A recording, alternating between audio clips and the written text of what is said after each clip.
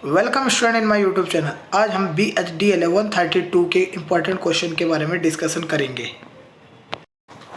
पहला क्वेश्चन, आत्मकथा और डायरी में अंतर करो। आंसर, साहित्य में आत्मकथा ऑटोबायोग्राफी किसी लेखक द्वारा अपने ही जीवन का वर्णन करने वाली कथा को कहते हैं। यह संस्मरण से मिलती जुलती लेकिन भिन्न है। जहाँ संस्मरण में लेखक अपने आसपास के समाज परिस्थितियों व अन्य घटनाओं के बारे में लिखता है, वहाँ आत्मकथा में केंद्र लेखक स्वयं होता है। आत्मकथा हमेशा व्यक्तिपरक होती है, यानी वह लेखक के दृष्टिकोण से लिखी जाती है। इनमें लेखक अनजाने में यह जानबूझकर अपने जीवन के महत्वपूर्ण तथ्य छुपा सकता है या फिर कुछ मात्रा में असत्य वर्णन भी कर सकता है। एक और आत्मकथा से व्यक्ति के जीवन और परिस्थितियों के बारे में पढ़कर पाठकों को जानकारी व मनोरंजन मिलता है, तो दूसरी ओर इतिहासकार आत्मकथाओं की जानकारी को स्वयं में मान्य नहीं ठहराने और सदैव अन्य स्रोतों से उनमें कही गई बातों की पुष्टि करने का प्रयास करते हैं। डायरी लेखन व्यक्ति के द्वारा लिखा गया व्यक्तिगत अनुभवों, सोच और भावनाओं को लिखित रूप में अंकित करके बनाया गया एक संग्रह है। विश्व में हुए महान व्यक्ति डायरी लेखन करते थे और उनके अनुभवों से उनके निधन के बाद भी कई लोगों को प्रेरणा मिलती है।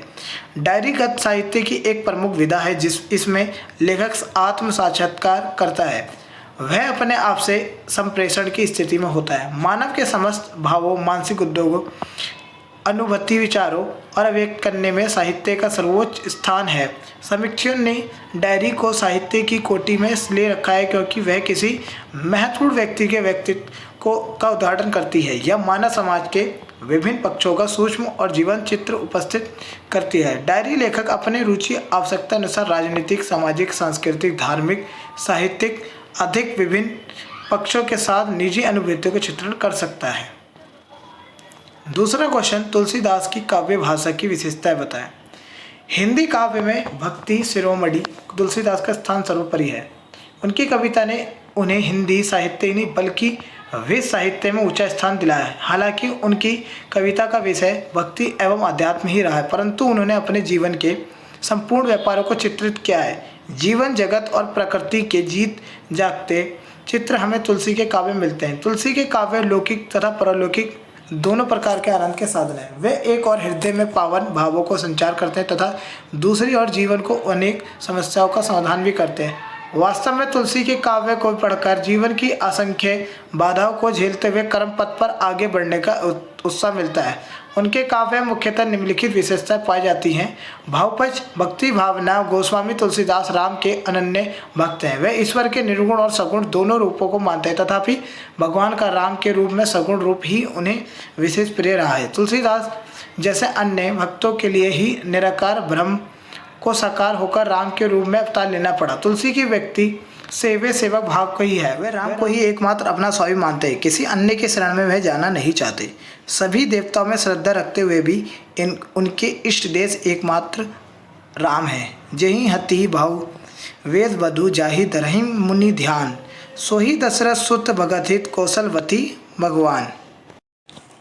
कला पक्ष, भाषा तुलसीदास जी का ब्रज और अवधी दोनों भाषाओं पर समान अधिकार है। दोनों ही भाषाओं में उन्हें सफल तथा उत्तम काव्य रचना की है। अपने प्रसिद्ध ग्रंथ रामचरितमानस में उन्हें अवधी भाषा का प्रयोग किया। इनकी भाषा शुद्ध संस्कृत निष्ठ तथा प्रसंगानुगत सरणी है। विनय पात्रिक का कवितावली तथा गीतावली में ब्रज भाषा का प्रयोग हुआ है। उनके काव्य में ब्रज भाषा का प्रमार्जित तथा पूर्ण रूप पाया जाता है। इन दोनों काव्य भाषाओं के अतिरिक्त इनके काव्य में बुंदेलखंडी और भोजपुरी का प्रयोग भी पाया जाता है। तीसरा क्वेश्चन, जीने की कला पर विचार पर प्रकाश डालिए।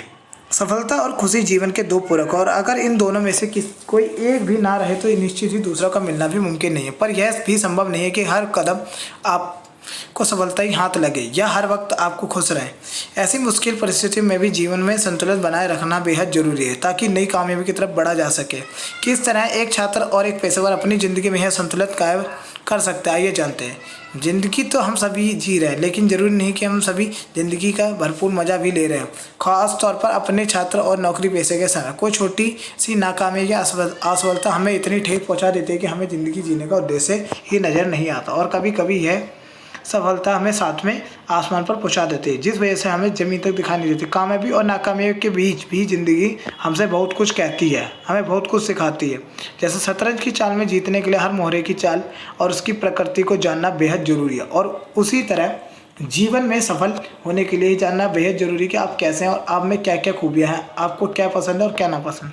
अपने बारे में जानने की कोशिश करो और आप जैसे भी हैं खुद को वैसे स्वीकारें। हर कोई एक जैसा नहीं हो सकता, इसलिए आप जैसे भी हैं खुद को पसंद करें और प्यार करें। जिस तरह से 5 उँगलियाँ बराबर नहीं होती, वैसे हर कोई एक जैसा नहीं हो सकता। आप खुद में अपनी कमियों और खूबियों के साथ स्वीकार करें।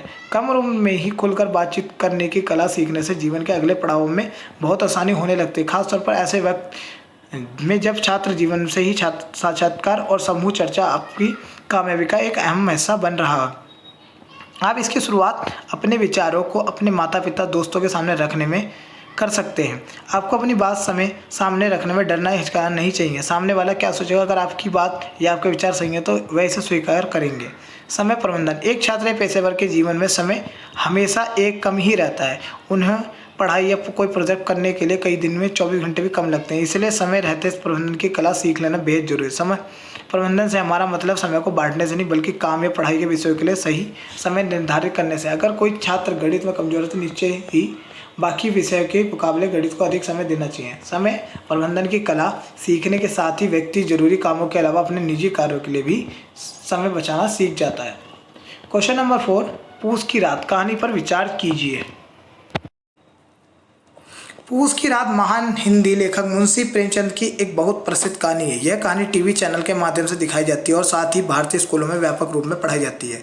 इसे कुछ स्कूल में सर्दी की रात या जनवरी की रात के रूप में पढ़ाया जाता है। हल्कू एक गरीब किसान है जिस पर अपने मालिक सहना का पैसा बकाया है। हल्कू और उसकी पत्नी जो भी के लिए काम करती है, उसका अधिकांश हिस्सा उसके मालिक के पास जाता है, क्योंकि उधार के पैसे ब्याज दर इतनी अधिक है कि हल्कू को लगता है कि वह पूरा कर्ज नहीं चुका पाएगा। सहना पैसे की मांग करते हुए हल्कू के घर के बाहर इंतजार करती है। हल्कू किसी तरह एक नया कंबल खरीदने के लिए 3 रुपये बचाने में कामयाब रहा, क्योंकि उसे रात में अपने खेत की देखभाल करते समय भारी कंबल की जरूरत होती है। मुन्नी उसकी पत्नी इस बचाए हुए पैसों को मालिक को देने के लिए अनिच्छुक है, लेकिन हल्कू जोर देकर कहता है कि ठंडी रातें मालिक की प्रताड़ना से बेहतर है। वह सहना को पैसे देता है। अंधेरी और बेहद सर्द रात में हल्कू अपने खेत में पहुंच जाता है। वह खोई से बनी छप्पर के नीचे एक खाट में बैठ जाता है। खाट के नीचे एक कुत्ता जबरा पड़ा है जो रात में ठंडी लहरों के कारण रो रहा है। उसका चुप करना मुश्किल है। धूम्रपान करते हुए हल्कू भूमि के आधिपत्य पर अपने भाग्यों को कोस रहा और उसे रात की ठंड में खेत की रखवाली करना मुश्किल हो रहा है। वह अपने शरीर के बीच अपना चेहरा छुपाता, लेकिन कोई फायदा नहीं होता। वह हाथ रगड़ता मुड़ता रहता, लेकिन उसे कोई गर्मी नहीं मिलती। वह मनुष्य और पशु के बीच के सारे भेदों को भूलकर कुत्ते को अपने बिस्तर बुलाता और उसे गले लगाता है। हल्कू को थोड़ी गर्मी लगती है, लेकिन जल्द ही कुत्ते को खेत में किसी की आहट महसूस होती है और वह खेत में दौड़ते भोगता है। वो सितारों से जगमग आकाश की ओर देखता है, लेकिन चमकते हुए सितारे उसकी निराशा बढ़ा देते हैं, क्योंकि सुबह दूर है। हल्कू को अचानक याद आता है कि उनके खेत से कुछ दूरी आम का बाग है और वहाँ पर आम के सूखे पत्ते हैं। तो वह हल्की मसूर की फसल से एक झाड़ू तैयार करता है, गिरे हुए पत्तों से ढेर इकट्ठा कर देता है, जिसमें आग लगाता है। आग लगाने के बाद वह कुत्ते के आग के पास पकड़ कर लाता है। अब दोनों मिलकर आग की गर्मी महसूस करते हैं। अब वह राहत महसूस करता है। हल्कू इतना खुश होता है कि उसे नींद का एहसास होता है और वह खेत की देखभाल करना भूल जाता है। जैसे ही सोता है वैसे ही नीले बैल उसके खेत पर हमला करता है। कुत्ता भौंकता और खेत में भागता है। जानवरों को भगाने की जिम्मेदारी लेने के लिए हल्कू अलाव के चारों ओर आराम से सूखी मिट्टी पर एक नींद पड़ा रहता है। सुबह होते ही सूरज की तेज किरणें जब गांव को चारों ओर से ढक लेती, तब हल्कू को उसकी पत्नी ने जगाया, जो उस लापरवाही के लिए रोते हुए डांट रही है। क्वेश्चन नंबर 5, झूठन आत्मकथा की विशेषता बताइए। ओम प्रकाश वाल्मीकि हिंदी में दलित आंदोलन से जुड़े महत्वपूर्ण रचनाकार हैं। उनके साहित्य में महज आक्रोश और प्रतिक्रिया से परे समता, न्याय और मानवता पर टिकी एक नई पूर्णतः सामाजिक चेतना और संस्कृति बोध की आहट है। ओम प्रकाश वाल्मीकि की आत्मकथा झूठन ने लोगों का ध्यान आकर्षित किया। अपनी संवेदना और मानविकता के कारण प्रस्तुत अंश मन पर गहरा असर छोड़ता है। लेखक का पूरा परिवार गांव में मेहनत मजदूरी काम करता है, जिसमें एक घर 10-15 मवेशियों का काम, बैठक खाने की सफाई का काम करना पड़ता है। सर्दियों की महीनों में यह काम और कठिन हो जाता है। प्रत्येक घरों में मवेशी गोबर उठाकर गांव से बाहर कुड़ाड़िया पर या उपले बनाने की जगह तक पहुंचाना पड़ता है। इस सब कामों के बदले मिलता था 10 जानवर पीछे 12-13 किलो अनाज। दोपहर में बची कुछ रोटी मिलती थी, जो आमतौर पर दलित को देने के लिए बनाई जाती हैं। कभी कभी जूठन भी भंगन की टोकरी में डाल दी जाती थी। दिन रात मर खप कर हमारे पसीने की कीमत मात्र जूठन, फिर भी किसी की कोई शिकायत नहीं, कोई शर्मिंदगी नहीं, पश्चाताप नहीं। यह इतनी कितना क्रूर समाज है जिसमें श्रम का मोल नहीं, बल्कि निर्धनता को बरकरार रखने का एक षड्यंत्र ही था सब। शादी ब्याह के मौके पर जूठे पतले चूहड़ों के टोकरे में डाल दिए जाते थे। जिन्हें घर ले जाकर वह जूठन इकट्ठा कर लिया करता था। पत्तलों से पूड़ियों के टुकड़े जो बचे होते थे उन्हें चारपाई पर कोई कपड़ा डालकर उस पर सुखाकर रख लिए जाते थे। मिठाइयाँ जो इकट्ठी होती थी वो कई कई दिनों तक या बड़ी बारातों की मिठाइयाँ कई कई महीनों तक आपस में चर्चा करके खाते थे। सूखी हुई पूरियाँ लुगदी बनाकर या उबालकर मिर्च मसाले डालकर खाने में मजा आता था। आज सब इन सब बातों के बारे में लेखक सोचता है तो मन के भीतर कांटे ऐसे लगने लगते। कैसा जीवन था। लेखक अपनी माँ के साथ सुखदेव सिंह त्यागी की बेटी के विवाह में टोकरी लेकर घर के बाहर जूठन समेटकर इकट्ठा करती है। सुखदेव के घर के बाहर आने पर लेखक की माँ अपने लिए पत्तल पर खाने हेतु कुछ पूरियां की मांग करती है। बदले में सुखदेव सिंह की फटकार मिलती है। वह चुपचाप टोकरी लेकर घर चली जाती है। यह उसकी महानता का प्रतीक है।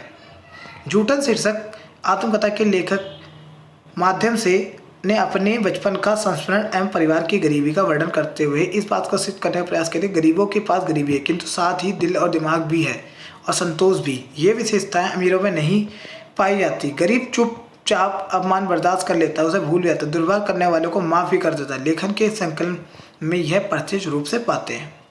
क्वेश्चन नंबर 6, उपन्यास को समझाएं। बाबू गुलाब के अनुसार उपन्यास जीवन का चित्र है, प्रतिबिंब नहीं।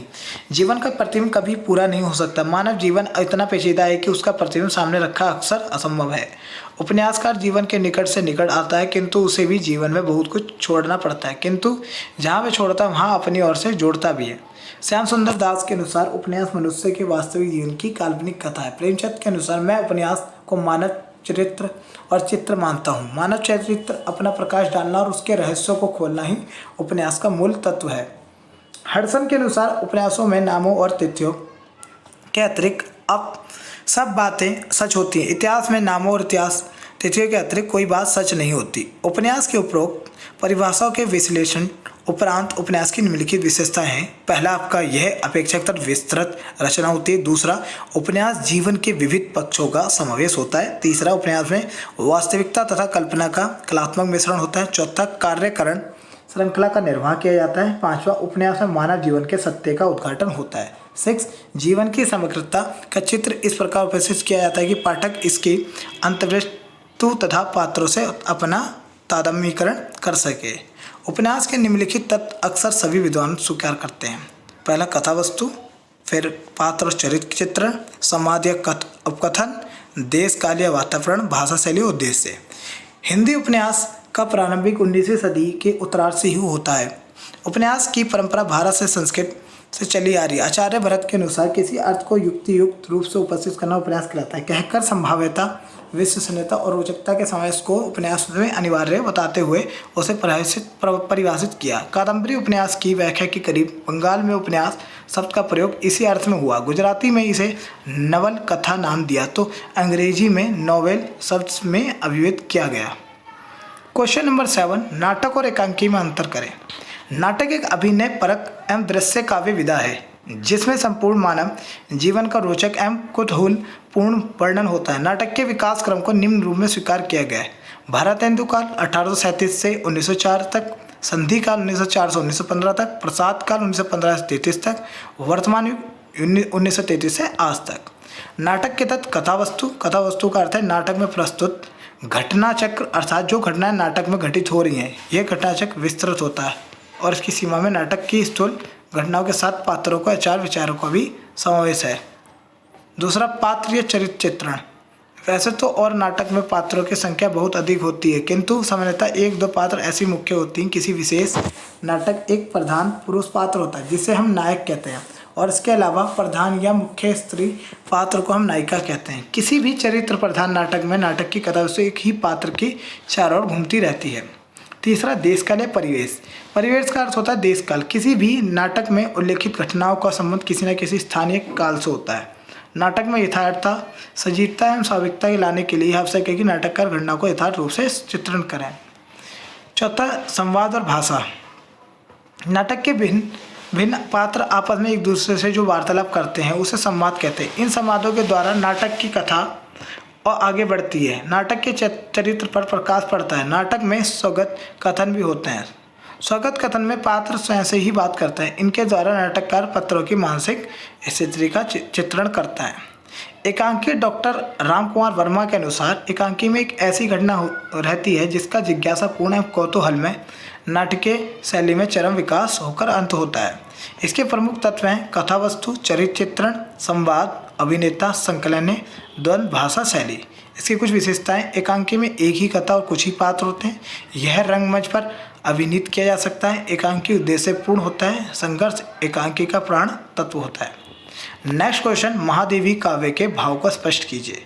जैसा कि आचार्य शुक्ल दो प्रकार की रहस्य भावना स्वीकार करते हैं, पहला साधनात्मक, दूसरा भावनात्मक।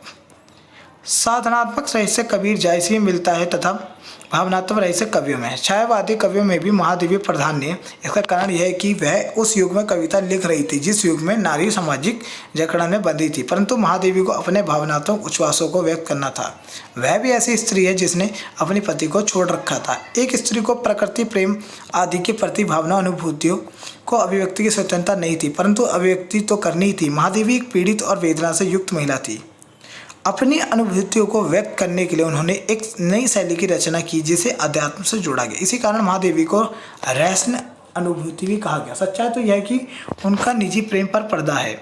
महादेवी की रहस्य भावना पूर्ण रूप से व्यक्तिगत है। व्यक्तिगतता से तात्पर्य यह है कि कवि ने जिन भावों को साधारण भाव बना दिया वह प्रारंभ में उसके अपने राग विरागों के मनन के द्वारा अनुरंजित चित्र में उपस्थित हुए हैं। विचार पूर्वक देखें तो महादेवी का विरह निवेदन संत कवियों के सादृश्य हैं, किंतु इनके व्यक्ति उनसे अधिक सूक्ष्म और उत्पादक हैं। संतों का रहस्यवाद साधनात्मक, इसलिए उसमें बौद्धिकता का भाव और चिंतन का आभास पाया जाता है। महादेवी के रहस्यवाद में भावों का आवेश भी विद्वान है। महादेवी के काव्य में रहस्यवाद प्रकृति और प्रक्रिया के आधार पर बिंबों को दो भागों में विभाजित किया है। प्रकृति के आधार पर बिंब 8 प्रकार के होते हैं: स्थूल बिंब, काल्पनिक बिंब, सूक्ष्म बिंब, स्मृति बिंब, संश्लेष बिंब, प्रत्यक्ष बिंब, विकृत बिंब, उदात्त बिंब। प्रक्रिया के आधार पर बिंबों को सर्वप्रथम दो भागों में बांटा गया: अनुभूतिगत बिंब और अभिव्यक्तिगत बिंब। इनमें से अनुभूतिगत बिंबों को 7 भागों में विघटित किया गया। वर्गीकृत करते हैं। पहला, प्रकृति संबंधी बिंब, संस्कृति संबंधित बिंब, मानसिक बिंब, यौन संबंधी बिंब, जीवन संबंधी बिंब, इंद्रिय बोध जन संवेदना संबंधी बिंब, बिंब। इनसे इतर व्यक्ति बिंबों को 6 वर्गों में रखते हैं। पहला, शब्द शक्ति संबंधी बिंब, लोकोक्ति एवं मुहावरे संबंधी बिंब, अलंकार संबंधी बिंब। चौथा, प्रतीक संबंधी बिंब, पाषाण नाद संबंधी बिंब और 6 गति संबंधी बिंब। यहाँ हमने कुछ क्वेश्चन इंपॉर्टेंट डिस्कस करे हैं। बाकी और इम्पोर्टेंट क्वेश्चन और क्वेश्चन पेपर के डिस्कशन के लिए हमारा चैनल सब्सक्राइब एंड शेयर करना ना भूलें।